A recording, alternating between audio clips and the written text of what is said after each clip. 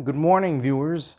Welcome back to the Moose Mobile Auto Repair channel. And today we're working on a 2012 Ford Fusion with the 2.5 liter engine. And we are going to be performing a cooling system service, a drain and fill of the cooling system. So before we get started, there's a few things that I would like to discuss about. Is that Ford, they transitioned over to the newer coolant, which is the yellow type coolant. From the beginning of 2019, they started to transition from the orange to the yellow coolant. And so this particular Ford Fusion has the orange coolant installed from the factory. So we are going to be using the yellow stuff because that's all the Ford dealership has. That's all they use now from beginning from 2019 and onwards. And so they do not have any more of the orange coolant in stock. So the yellow coolant has been superseded now. Now there are two options. They have the pre-diluted, the pre-mixed version of the yellow coolant, and then they have the concentrated yellow coolant. For the pre-mixed, you don't have to add water. It's a 50-50 mixture, so you just need to pour it in directly into the reservoir. And for the concentrated coolant, you will need to get the distilled water and pre-mix it yourself, 50-50 mixture ratio, and then pour it in then. So when I looked up the service information for the coolant on this particular model, it states that you don't need to flush out the old orange coolant. You can drain it, and then you can pour in the new stuff, the yellow stuff. It will not contaminate or damage anything in the cooling system. They are both backwards compatible. So if you still have a little bit of leftover of the orange coolant, it's perfectly safe to mix it up with the yellow coolant. It won't do any damage. Ford specifically states in service information that you do not need to flush the cooling system in order to get the orange stuff out, the old orange coolant. You can just do a drain and fill it up with the yellow stuff, and you're fine. So I got the yellow pre-mixed, the motorcraft coolant from the Ford dealer. It's not too expensive. It's roughly around like $20 Canadian plus taxes at the time of this video. And so it's not very expensive. So if you're able to, you are just better off getting the dealer stuff. Or if you want, you can get the equivalent aftermarket stuff, and that also works for as long as it meets the specifications. The color is the same, and the chemical properties are also the same. So just make sure that if you are using the aftermarket stuff, just make sure it's compatible with this vehicle. I know there's going to be a lot of arguments in the comments section, so you can either use the motorcraft OEM stuff, or you can use the aftermarket stuff for as long as it's compatible and the color is the same. The color does not necessarily have to be the same, but it's best to stick with the same color just to be safe. The color of the coolant is just the dye of the coolant to distinguish the difference between other coolants. So the color is not so much of a huge deal. It's the chemical properties on what is going to matter. So make sure you use the proper coolant. Now this particular Ford Fusion is a 2012 model. I believe 2010 to 2012 they use the orange stuff, so you can use the yellow coolant on these vehicles. Before 2010, from 2009 and before, I believe they use the green stuff, so you'll have to use the green conventional coolant, but just double check in the owner's manual or in the service information to make sure that you use the proper coolant for your specific engine and vehicle. So one last thing I forgot to mention, you need to purchase 2 jugs of the coolant. They are 3.78 liters each. It's 1 gallon each. So I bought 2 jugs just in case. I think this vehicle takes maybe like roughly like 5 liters or so, or like a jug and a half or something like that. So make sure you have a spare jug just in case, because I don't think that 1 jug is going to be enough. So before we start, we are going to open up the pressure cap for the cooling system. Just make sure that the vehicle has cooled down first before you open up the pressure cap that's in the reservoir. We are also going to open up the bleeder valve, in which they call the D-gas valve or something that's like that in the service information. They call it the D-gas. So it's beside the transmission dipstick tube area, and where the water outlet housing is a plastic outlet housing down here, and you can see that the black plastic cap is on top. It says service. It's very hard to see on camera, but it says service only on it. So we are going to grab a flathead screwdriver, because we want to make sure that this opens up first before we drain the coolant, because if you drain the coolant and you're not able to open this up, then you won't be able to bleed the cooling system. So this particular thing is just like a bleeder valve of some sort. So it will help to remove the air bubbles or the air pockets that's in the cooling system when you need to bleed the system at the very end after you have drained and filled it up. So we are going to see if we can open this up. See if this is the correct. Make sure you use the correct size flathead screwdriver. It must be the correct size that takes up the entire length of the area here, so you don't round off or strip it. So we're gonna hang onto this and just open it up slowly. You will see some coolant come out.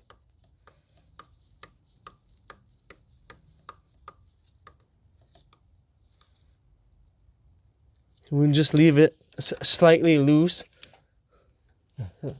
like that. I just wanted to make sure that this opens up, because if you can't open this up, and then you are going to have problems. So on this particular vehicle, you may not need to raise the vehicle up to access from underneath. You may be able to just access everything from underneath the hood. So I'm just going to grab a drain pan, a spill pan, and a drain bucket or drain pan to catch the coolant. This is a drip pan. It's made out of I believe it's made out of a steel or something. So I'm just going to put this underneath.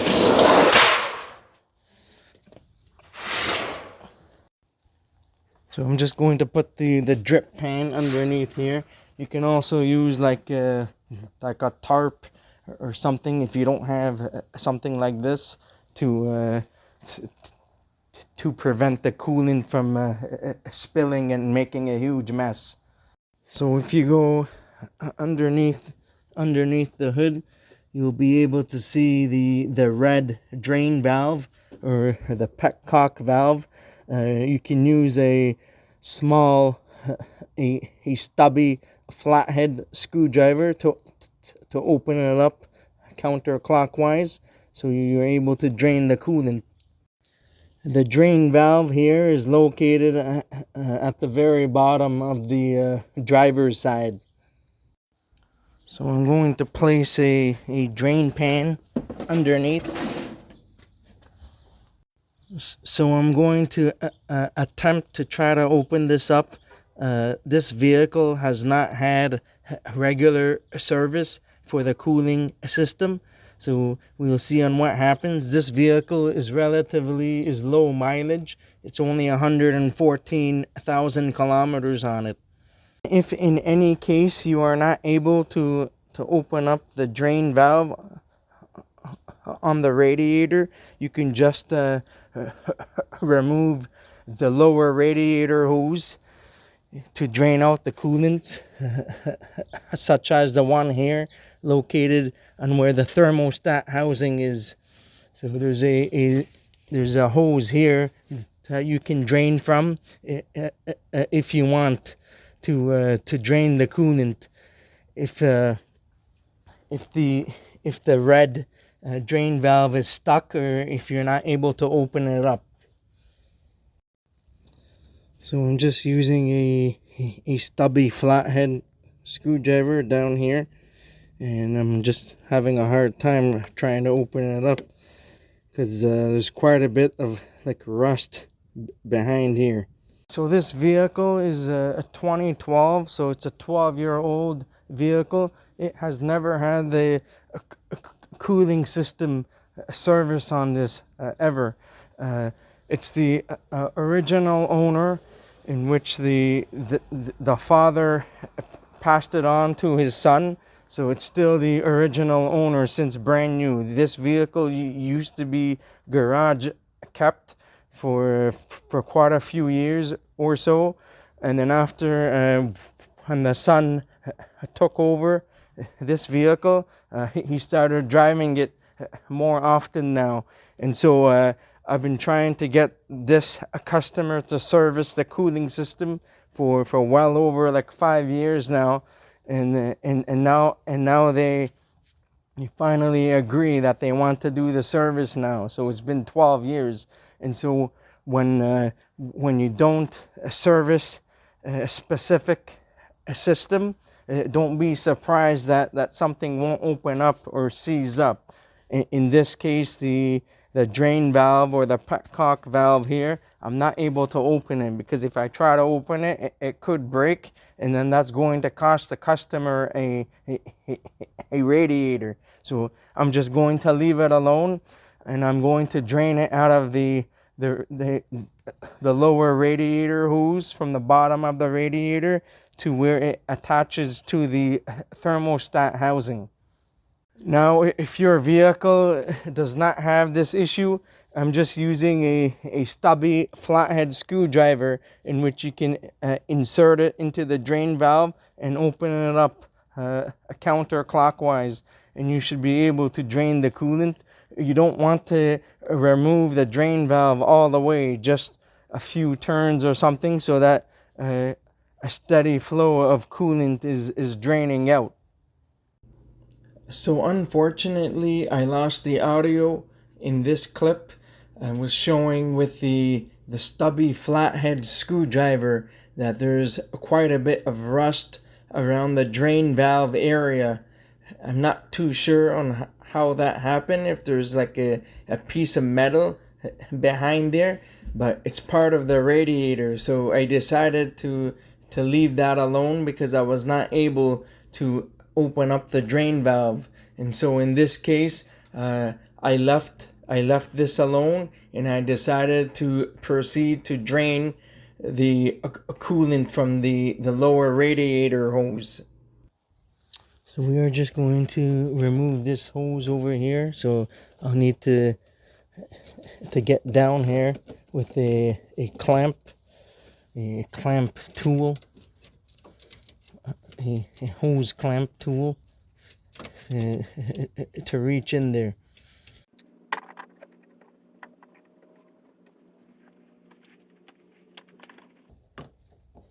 Just trying to turn this.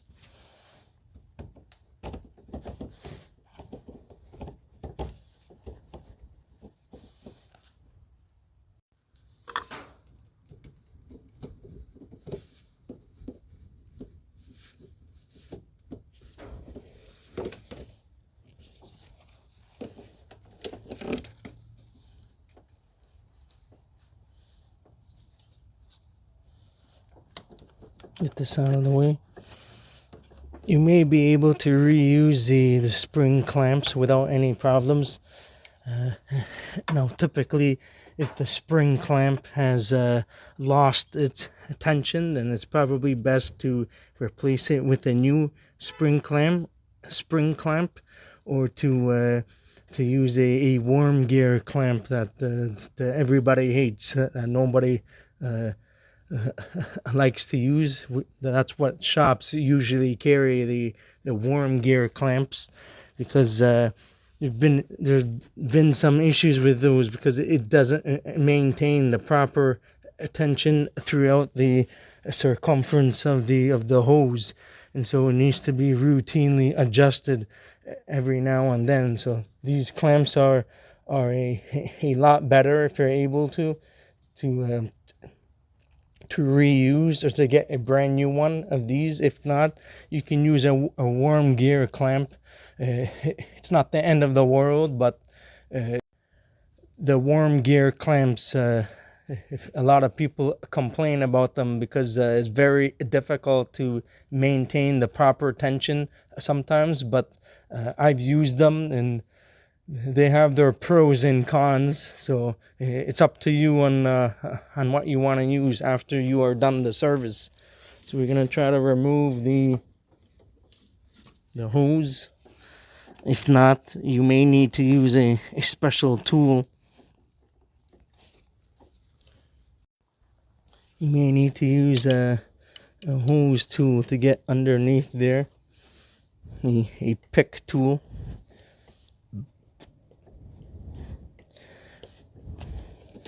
Being careful to not damage the hose. And the housing is plastic, so you need to be even more careful.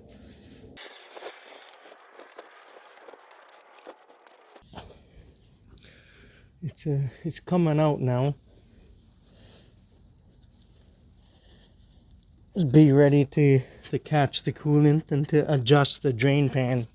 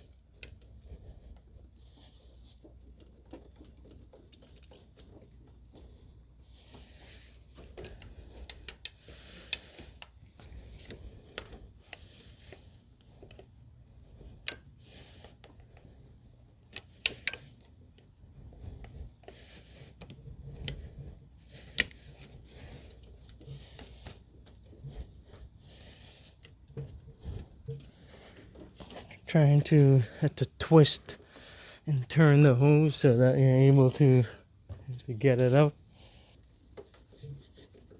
It's coming out now.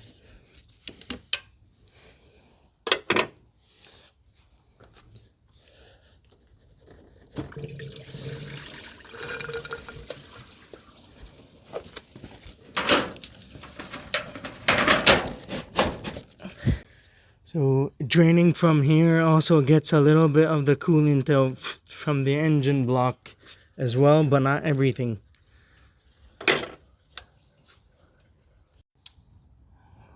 So I made quite a bit of a mess on the ground, so I had to clean everything up.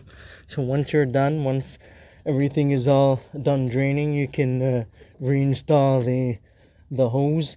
If you want, you can remove the bottom part of the lower radiator hose if you want, but I'm just going to leave it alone. You will get a majority of the coolant out, but you won't be able to get all of the coolant out, including some that's inside the block and in the heater core. And on service information, Ford, they stated that you're only able to get about 80% of the coolant out if you do a flush or something, if the engine is inside the vehicle, because there'll always be some remainder of coolant left over inside the block and stuff, so you can't get everything out. So we are just doing a regular drain in fill because that's all the customer wants. We're not doing a full flush. And Ford has stated that you are not supposed to flush the system out unless there is some sort of contamination or some cooling system problem. Otherwise, you just do a drain and fill of the system. So just reinstall the hose. I washed everything down with some water earlier off camera.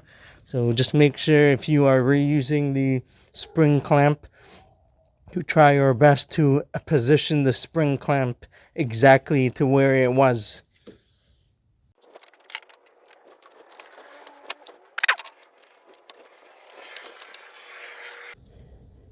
To try our best to position the spring clamp to where it was earlier. I believe it was closer to where the bottom part to where the block was, so just going to do that. They really put it in a difficult location from the factory. It's very hard to get underneath there.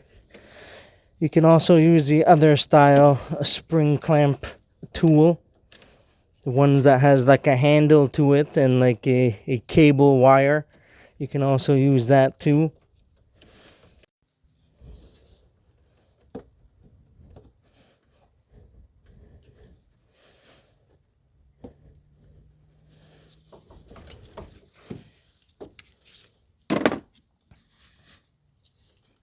I think that should be a sufficient. That's as close as possible to where it was. So I'm just going to leave it at that. So everything is clamped in and reinstalled. Caught a little bit of coolant, but I spilled quite a bit. I caught some in this container, and the other container it's mixed up with a little bit of a tiny bit of engine oil. So I accidentally spilled some because I wasn't able to get the pan adjusted in time, because it splashed out a lot of coolant all at once. So I'm just washing down the driveway with some water and just diluting everything down with the hose and stuff. So I have to wash down the driveway after I'm finished.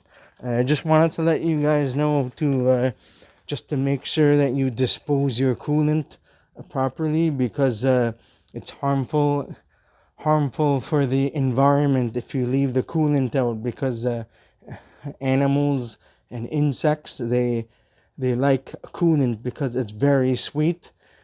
But so just make sure that you dispose your coolant according to the environmental regulations in your area.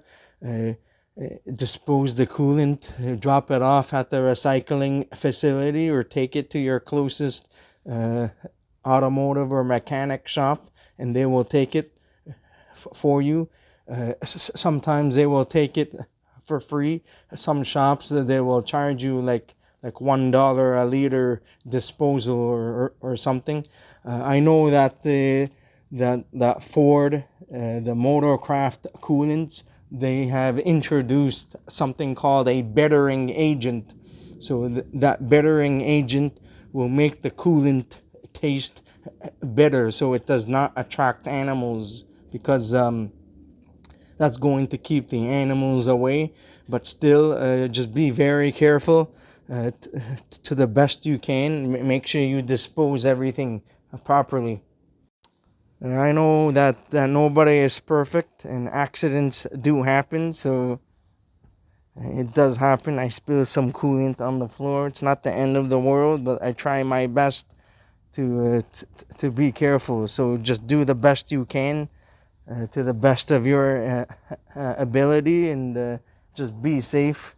Don't leave stuff like engine oil and coolants and stuff laying around, because I've seen people leaving coolant and leaving it outside and stuff. So that's the kind of stuff that bothers me.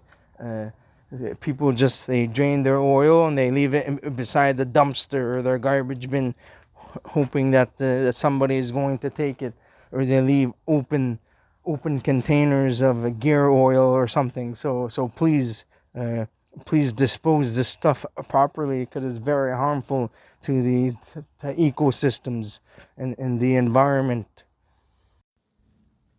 So we are just going to place a rag of some sort. Make sure that the dipstick for the transmission fluid is all the way in. So we're just going to place our rag around here, because when you fill up the coolant, it's going to spill everywhere. So after we fill it up, you should be able to see some coolant escape from here, because this is the highest point of the system. So we are going to fill it up, and then after, you'll see some air bubbles and coolant come out. Once you see a steady stream of coolant come out from the degas bleeder valve, you can close it up after you're done. So we're going to fill the cooling system up with coolant. Said it's yellow. It looks like a greenish, yellowish color.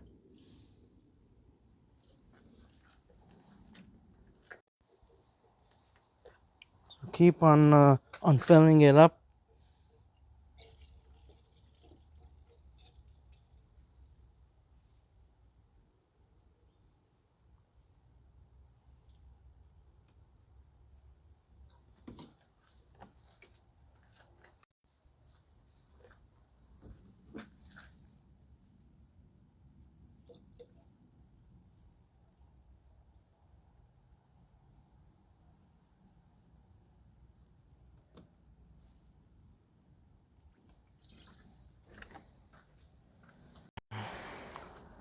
I fill it up too much, so we are going to check the degas bleeder valve, see if there's coolant coming out of it. So right now it says install the degas bottle cap, which is the reservoir cap, and the bleed valve, leaving both loose. And it says to start the engine and let it idle. A mixture of air and coolant should escape from the open bleed valve over here. So we are going to do that now. I'm saying to just close this a little bit and to leave it loose. And now we are going to start the engine up. So after we start the engine, it said after all of the air has escaped from the bleed valve, turn off the engine and close the bleed valve and the degas bottle cap. So we are going to start the engine now.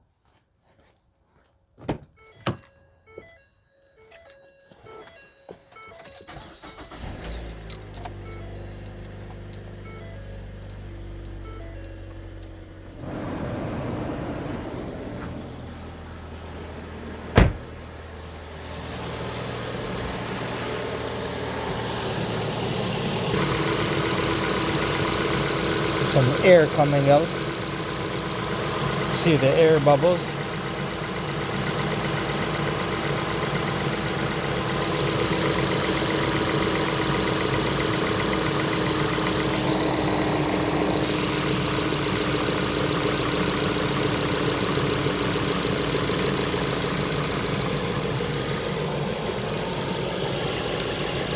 So we have to top up the coolant now, so that we're able to get a steady flow of coolant.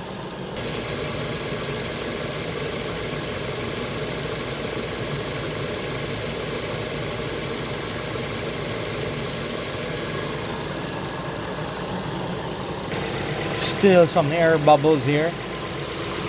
Coolant is getting warm.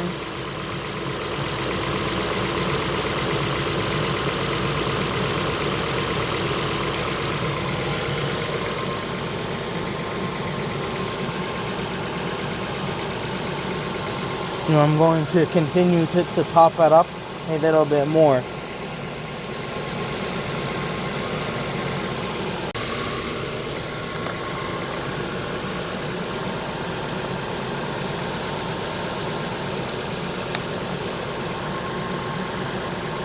Still some air bubbles in there.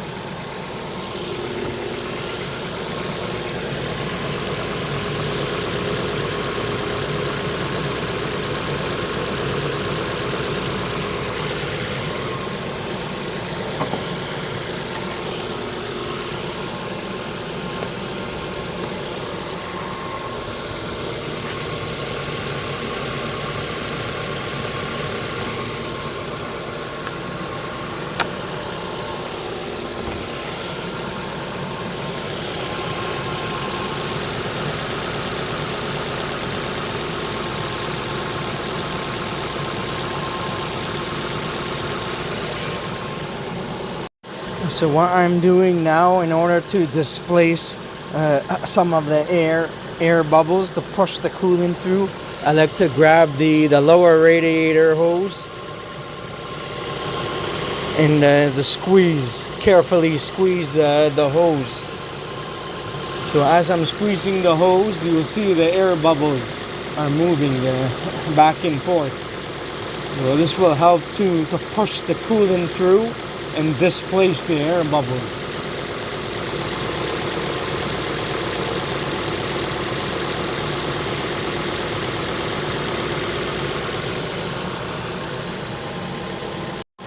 So you are going to be needing to continue to top up the coolant and making sure that all of the air bubbles are gone.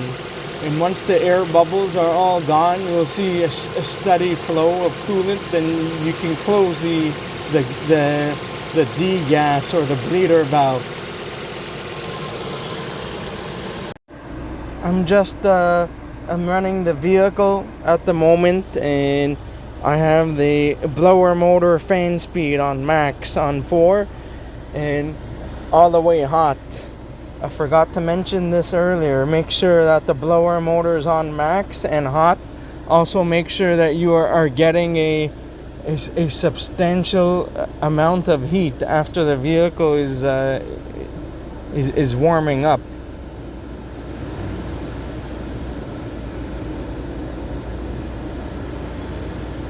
I'm just revving the engine a tiny bit just to get the coolant to flow a little bit.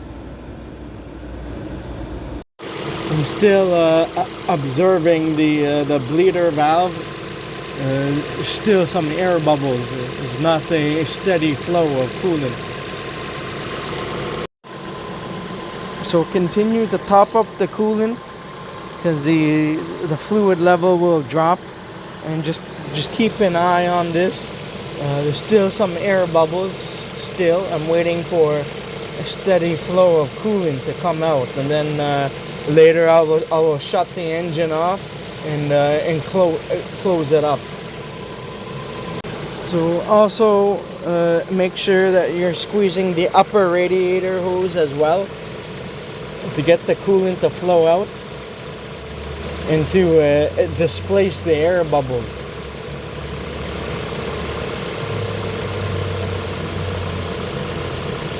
we are getting less bubbles now, so we are going to shut the engine off very soon.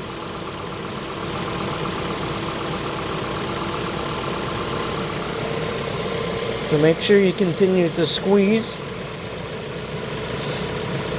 so you can get the air bubbles out.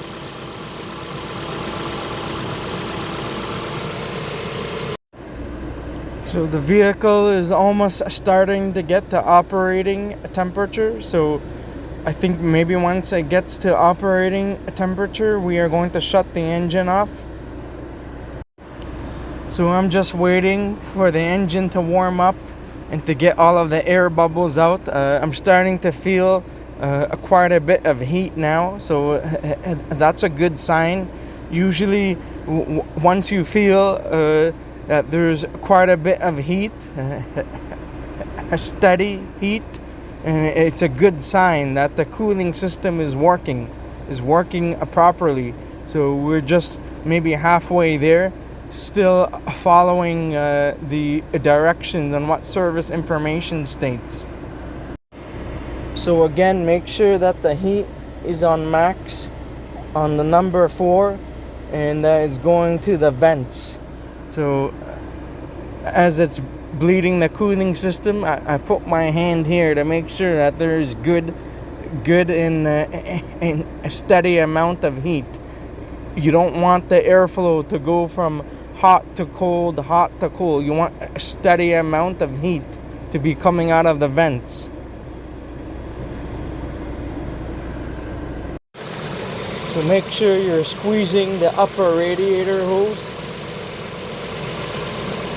and also the lower radiator hose.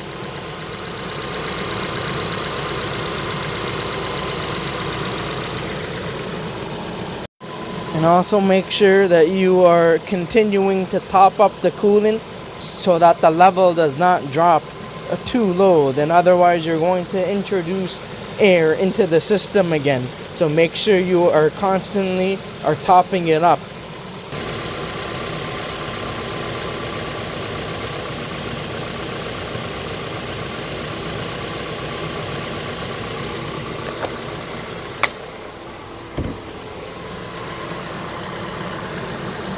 So now I think that this is good. We're getting a steady stream of liquid. There may be like very, very tiny air bubbles, but you won't be able to get all of that out. So there's a lot of liquid now that's coming out. So I think I'm going to shut the engine off now. So I shut the engine off.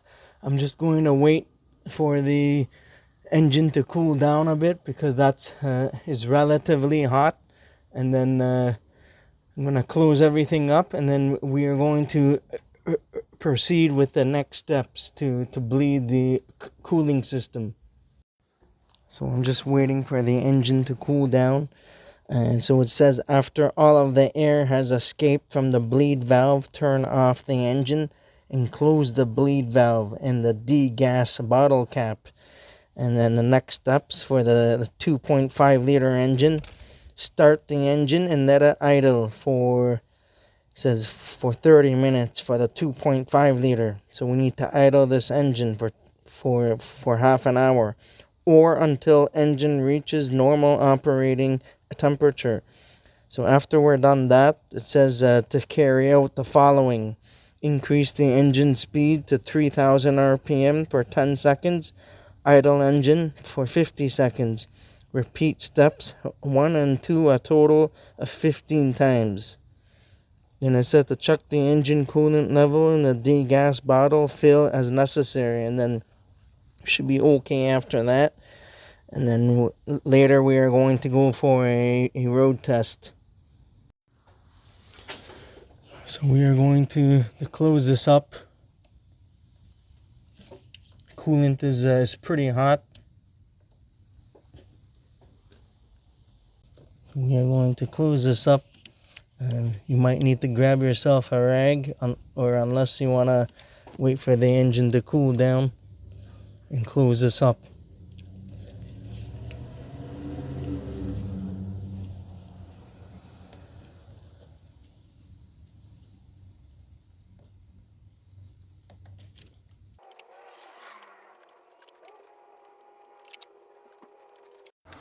So it's all closed up now. You just need to tighten this up all the way until it stops, because you won't be able to tighten it up anymore. And you can see that from the factory that there's a line here, so that's where you are supposed to line it up. So after that's closed, we're going to proceed now to the to bleed the cooling system on the next steps. And just make sure that you wash down this area, any spillage, and wash it down with some water before you restart the engine. So we're going to top this up again.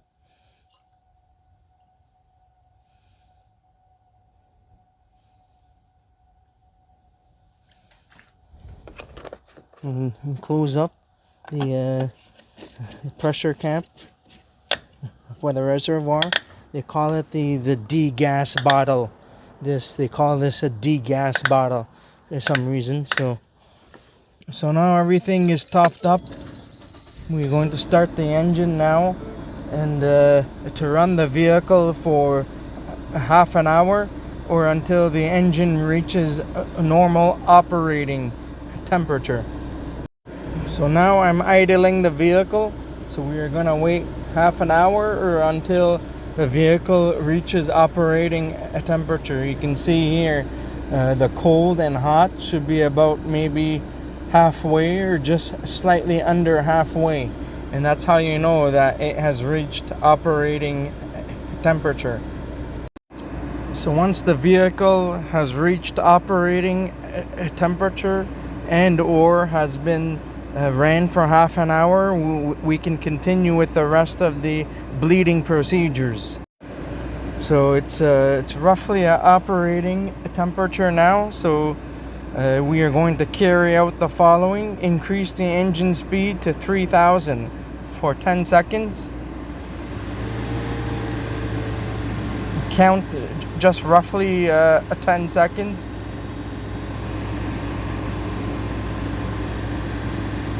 And then idle engine for 50 seconds.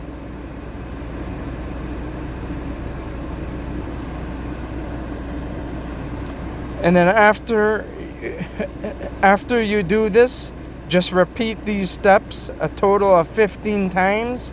And then after that, we are going to check the coolant level, and then and that should be it. After you are done this procedure, 3,000 RPM for 10 seconds, idle for 50 seconds. Do that 15 times. After, we are going to shut the engine off. Make sure the coolant is topped up if you need to top up the coolant. And then after, we are going to go for a road test to confirm and to make sure that the service is done properly. And so to also make sure that the engine is not overheating. So once you are done the procedures, 3,000 RPM for 10 seconds, idle for 50 seconds, repeat the procedure 15 times. So I'm all finished. I did everything off camera.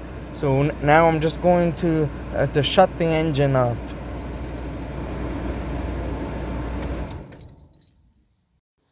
So the service is all finished.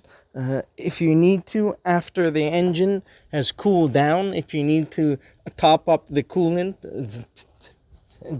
then do so. But just make sure to wait for the engine to cool down first, because the engine is still hot.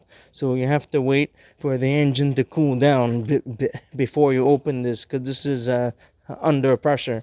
And then that's it. You just need to make sure you go for a road test. Make sure that you are getting good and solid heat, and then come back and let the engine cool down, and then top this up if you need to, and then that's everything.